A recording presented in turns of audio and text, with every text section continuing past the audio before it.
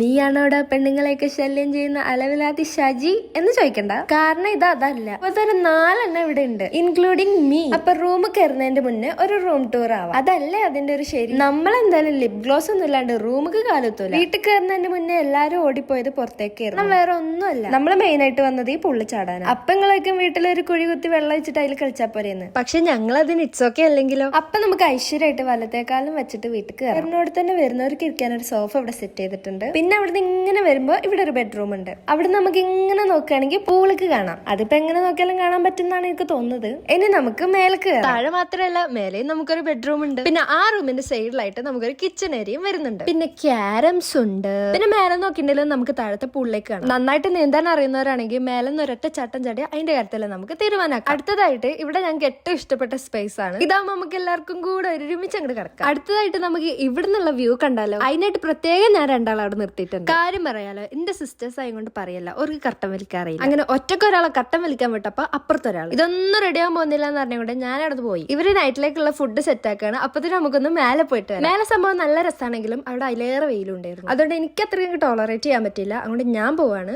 Anyway പറഞ്ഞിക്കാനും നേരമല്ല. അപ്പൊ ബാക്കി നാളെ കാണാട്ടോ.